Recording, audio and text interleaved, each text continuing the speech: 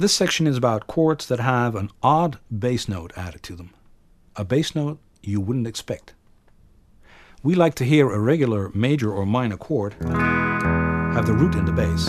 It's the first note we hear, and it makes clear what kind of chord it is. It doesn't matter if the chord is a triad or if the chord has 4 or more notes. So a D major chord has a D in the bass. The exception to that is when for harmonic purposes we use an inversion of a chord.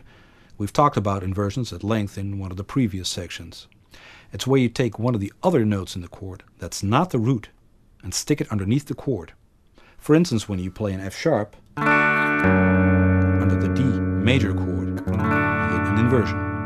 Now this is mostly done to get a harmonic bass motion going, for instance as part of the progression G to D to E minor. By replacing the D with an inversion and playing a D over F sharp, the bass now walks down from a G to an F sharp to an E. In the original progression, it went up from a G to a D and down to an E again, which is less pleasing to the ear. Now, inversions are also called slash chords. They contain one of the other chord tones of the chord as a bass note. But why not go a step further? In principle, you can take a chord and stick any bass note underneath it, whether it's a chord tone or not. Now, per definition, once we play a bass note underneath a chord, it becomes a part of that chord. But in earlier sections, we've seen that chords can sometimes be named in different ways. A C6, for instance, has the same notes as an A minor 7, so you could refer to the C6 as an A minor 7 over C. Or you could say that the A minor 7 is a C6 over A. Both notations are futile, of course. Why not refer to these chords by their regular name? Well, in some cases it's actually easier to refer to one of these chords as a more complex slash chord. These complex slash chords are triads or 4-note chords with a bass note that doesn't seem to have a harmonic purpose in that chord.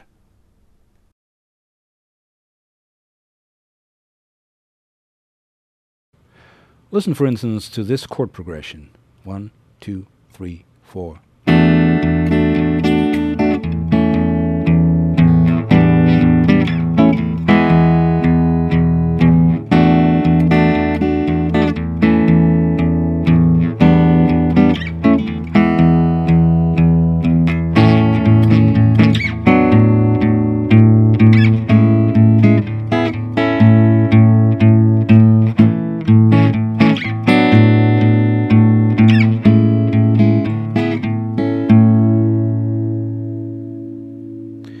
The first chord that we're playing here is a D chord, but it has an E in the bass. Now the triad D does not contain an E note. It has the root in the bass, the major 3rd F sharp, and then the perfect 5th A, the D here. The E note would be an added 9th on a D major chord.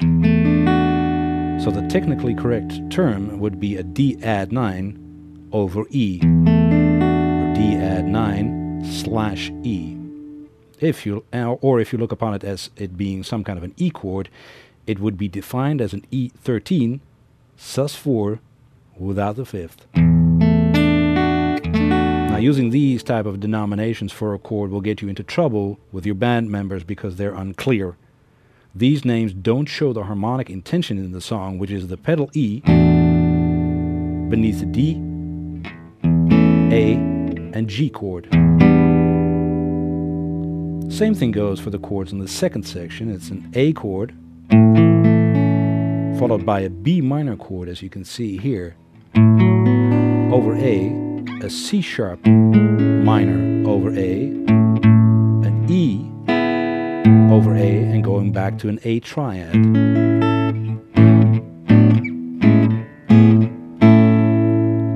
Now the B minor over A could be referred to as a B minor 7 over A, or if you want to, as an A sus2 add 6 without the 5th. And the technically correct term for the C sharp minor over A would be an A major 7th. But there are many voicings that you could play of that specific chord, and some of them don't bring out the harmonic motion that's intended in the chord progression. This is an A major 7th too.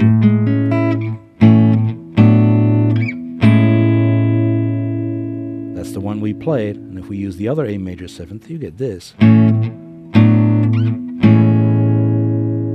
which sounds different. Listen to Gone Fishing by Chris Rea for a good example of these complex slash chords that work off of a pedal bass. Same with Miles Davis' All Blues, which uses the progression E to A over E to B minor over E.